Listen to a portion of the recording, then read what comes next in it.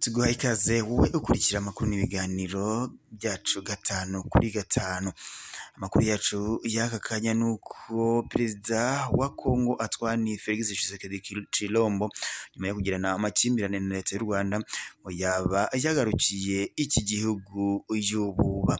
Andi makuru kandi n'ubundi akomeje kuvugwa muri Repubulika Iharanira Demokarasi ya Kongo nuko Jean Pierre Bemba ngo arimo aribaza ibyakurikira mu gihe umutwe wa M23 waba wigaruriye umujyi wa Goma.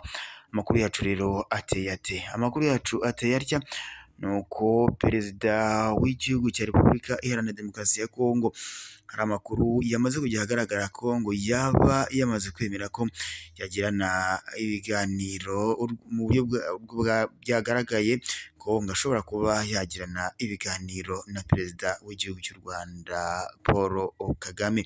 Perezida Felix Antoine Tshisekedi wa Repubulika Iharanira Demokarasi ya Kongo biravuga ko ngo yaba yaramaze gufungura amarembo ibiganiro bya rwihishwa byagirana n'igihugu cy'u Rwanda. Ubusabe bwaturutse ku bihugu nka Leta Zunze Ubumwe za Amerika. Nuko rero amakuru akomeza abivuga, hashize umwaka urenga leta ya Kinshasa ndacana uwaka na leta y'u Rwanda, aho rero uyu mukuru w'igihugu cya Repubulika Iharanira Demokarasi ya Kongo yakomeje gushinja leta y'u Rwanda ko ngo yaba yihishe inyuma y'ibitero M23 yaba igenda igaba ku ngabo za FARDC mu rwego rwo gucubya umutekano mubi hagati y'ibihugu, hari byo leta y'u Rwanda ndetse na leta ya Kongo. Abari muri Leta Zunze Ubumwe za Amerika bamaze igihe basaba leta ya Kongo kugirana ibiganiro n'umutwe wa M23 ndetse na leta y'u Rwanda iyobowe na perezida Paul Kagame. Gusa nk'uko bikomeza bigenda bivugwa Kinshasa nyine muri Repubulika Iharanira Demokarasi ya Kongo ngo imaze igihe ivuga ko ngo nta biganiro iteganya kugirana n'uriya mutwe wa M23 ukomeje kubica bigacika muri Repubulika Iharanira Demokarasi ya Kongo. Ariko amakuru avuga ko perezida Antoine Felix Tshisekedi aheruka ngo guhamagarwa kuri telefone n'umunyamabanga wa Leta Zunze Ubumwe za Amerika ushinzwe ububanyi n'amahanga ariwe Antony Blinken, wamwibukije ko ngo ibiganiro ari byo nzira ishobora kuba yagarura amahoro muri iki gihugu cya Repubulika Iharanira Demokarasi ya Kongo. Ni mu gihe hari hamaze igihe hagati y'igihugu cya Repubulika Iharanira Demokarasi ya Kongo ndetse n'umutwe wa M23 bakomeje basakiranya, aho bakomeje kuba mu ntambara zidasanzwe ndetse zikaba zaragiye zivuza ubuzima abaturage b'iki gihugu. Ikinyamakuru African Intelligence mu nkuru cyanditse kuri uyu wa kabiri cyatangaje ko kuri ubu ngo Kinshasa yafunguriye amarembo biganiro ngo by'ibanga bigomba kuyihuza n'igihugu cy'u Rwanda, bikaba ari nyuma y'uko abisabwe na Leta Zunze Ubumwe za Amerika. Uwo mukuru w'igihugu cya Repubulika Iharanira Demokarasi ya Kongo Antoine Felix Tshisekedi mu bihe bitandukanye yakomeje kumvikana avuga ko yaba ashaka kuzateza intambara leta y'u Rwanda, aho yatangaje ko ngo ashobora kuzasaba inteko ishinga amategeko y'igihugu cye maze ikamuha uburenganzira bwo kugaba ibitero ndetse n'intambara kuri leta y'u Rwanda iyobowe na Paul Kagame. Akaba yarakomeje avuga ko kandi icyatuma atera u Rwanda ari uko u Rwanda rwaba rushyigikiye umutwe wa M23 ukomeje kubica bigacika mu burasirazuba bwa Repubulika Iharanira Demokarasi ya Kongo. Amakuru rero akomeza avuga ko kugira ngo uyu mukuru w'igihugu cya Repubulika Iharanira Demokarasi ya Kongo Antoine Felix Tshisekedi Tshilombo yemereye kuba yashyiraho ubu buryo bw'ibiganiro, yaje kubiterorwa na Leta Zunze Ubumwe za Amerika ndetse na Leta leta ya Paris mu Bufaransa. Amakuru rero nk'uko agenda abigarukaho nuko uyu muyobozi w'iki gihugu cya Repubulika Iharanira Demokarasi ya Kongo yaba ngo yamaze guhishura ko yaba agiye kongera kugirana ibiganiro na leta y'u Rwanda iyobowe na Perezida Paul Kagame. Nyuma rero y'ibyo kandi nyuma y'ibyo nuko Minisitiri w'Ingabo za Repubulika Iharanira Demokarasi ya Kongo Jean Pierre Bemba ngo yaba yatangaje ko hari gukorwa ibishoboka byose ngo ku buryo bashobora kurinda umutwe wa M23 ngo ntuwe wakwigarurira uyu mujyi wa Goma.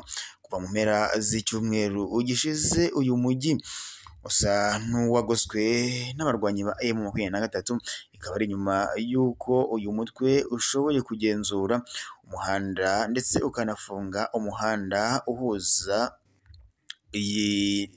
uyu mujyi wa Goma nk'uko byakomeje kugenda bitangazwa.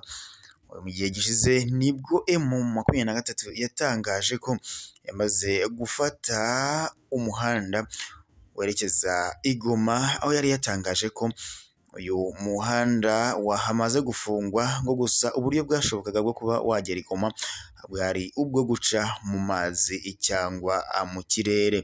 Nyuma y'ibyo rero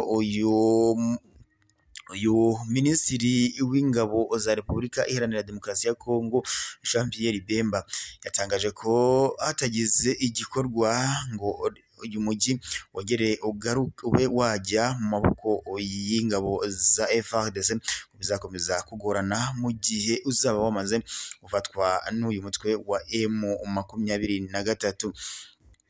Nk'uko rero bikomeza kugenda abivugwa ndetse no mu bihe bishize mu ntambara yakomeje gusakiranya na M23 ndetse na FARDC n'abambari bayo, harimo abo muri Wazalendo Sadeke ariyo igizwe n'ingabo za Afurika y'Epfo, iza Tanzania ndetse n'iza Malawi. Aba bose rero bakomeje guhangana n'umutwe wa M23 kugira ngo bawutsinde bigarurire ibice bitandukanye byamaze gufatwa n'uyu mutwe wa M23. Nk'uko rero amakuru akomeza kugenda abigarukaho, impungenge ni nyinshi zo kuba ngo Goma yajya mu maboko y'umutwe wa M23 nk'uko bikomeza kugenda abivugwa n'uyu Minisitiri w'Ingabo Jean Pierre Bemba. Akaba avuga ko rero mu gihe uyu mutwe wa M23 waba ufashe cyangwa se ifashe uyu mujyi wa Goma ngo byagorana cyane ndetse byaba ari ibintu bikomeye ku ngabo za FARDC. Byakomeje hakomeje kumvikana ibitero byakomeje gusakiranya umutwe wa M23 ndetse n'igisirikare cya Repubulika Iharanira Demokarasi ya Kongo. Nyuma rero y'iyi mirwano idasanzwe hagati ya Repubulika Iharanira Demokarasi ya Kongo ndetse n'uyu mutwe wa M23, hahamagajwe inama y'itagaraganya ndetse iyo nama ikaba yaragira ngo harebwe uburyo bw'icyakorwa kugira ngo umutwe wa M23 utigarurira uyu mujyi wa Goma nk'uko byakomeje kugenda abivugwa. Inama nkuru rero y'igisirikare kandi yasabye abaturage ba Repubulika Iharanira Demokarasi ya Kongo gutuza ngo kuko ingabo z'iki gihugu cyabo nyine ari cyo cya Repubulika Iharanira Demokarasi ya Kongo ngo arizo FARDC ngo zikomeje gukora akazi kazo ndetse no kurinda abaturage bacyo. Yagize ati tugomba kwitondera imbuga nkoranyambaga zikunze guca igikuba no kwica abantu mu mutwe. Umwanzi hari aho ahurira n'ibyo bintu biba birimo biragenda bica ku mbuga nkoranyambaga. Agira ati FARDC iri gukora akazi kayo gashoboka kose kugira ngo ikomeze kurinda abaturage bayo. Wowe waba utarakanda subscribe cyangwa se abone bitewe n'ururimi ukoresha, nagushishikariza gukandaho maze ukajya uba uwa mbere mu kubona amakuru n'ibiganiro tuba tugenda tukugezaho kuri iyi shene yacu ya Bisobanukirwe Official. Tuba tugenda tukugezaho amakuru aba atandukanye arimo aravugwa hano mu karere k'ibiyaga bigari, amakuru aba arimo aravugwa muri politike ndetse no mu mutekano, haba mu gihugu cy'u Rwanda, muri Repubulika Iharanira Demokarasi ya Kongo, muri Uganda, muri Tanzania, i Burundi ndetse n'ahandi hose hatandukanye muri aka karere k'ibiyaga bigari.